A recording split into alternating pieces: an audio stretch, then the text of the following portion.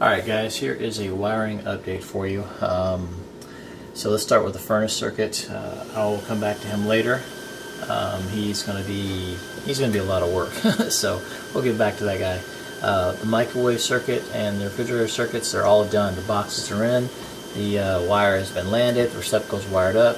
20 amp receptacles for each one. Good to go. All taken care of. So that part is done. On the other end, all I have to do now is to bring them into this box here. Bring them around. Do some jumpers. Most likely going to come around. I think this side here. And I'll show you that later, guys, because what I have to do is I'm going to have to rewire all this. These little 1/2 inch right here, this is a 1 inch, this is the 40 amp circuit feeding the inverter. These are 1/2 inch, and these guys are 1/2 inch here. They're all going to go. I made a mistake.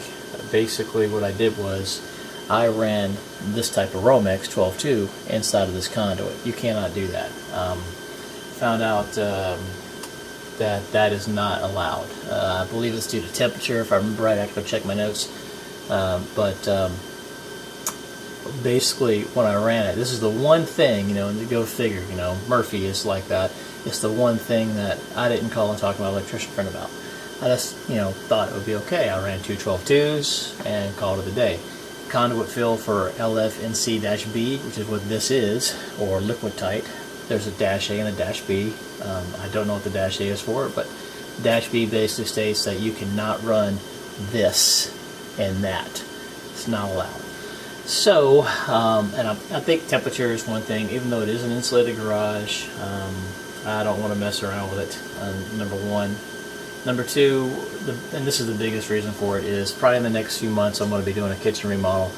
And they're going to pull permits on it, and one of those permits is going to be an electrical permit. So I can just see the inspector now pulling this cover off of this, this guy here, and basically going, "Hey, what are all these?" And start seeing Romex go into it, and basically loses his lunch about it.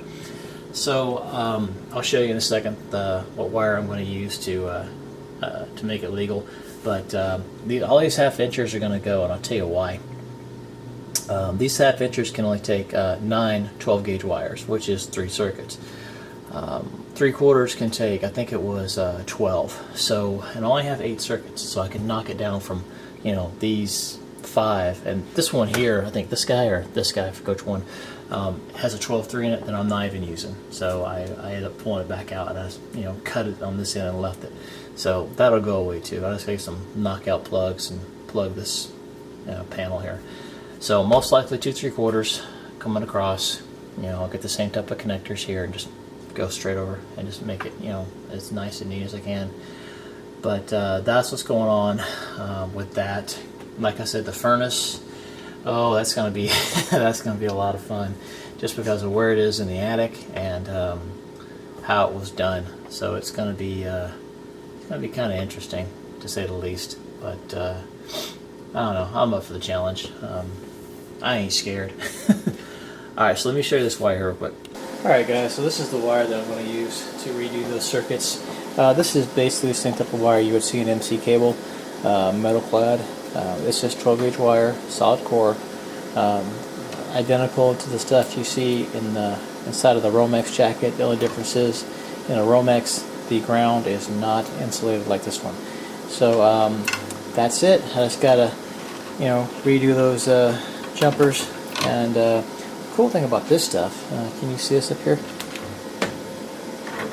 It's kind of twisted together, so that means it'll be easier to put into the conduit. And like I said, I'm going to use 3/4 conduit, so I think I can get 12 of these in there. So that'll be 4 circuits worth. A little bit easier to deal with. Let's see what else. I think that's about it. Oh yeah, I got a 250 foot roll of this stuff. Not because I need 250 feet.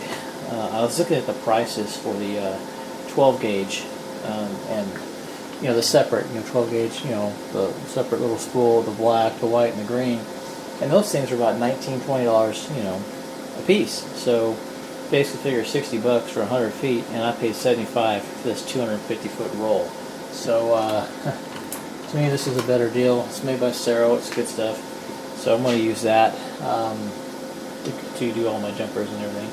So that's pretty much it for now. I'll try to film it if I can. We'll see how it goes. Maybe a little bit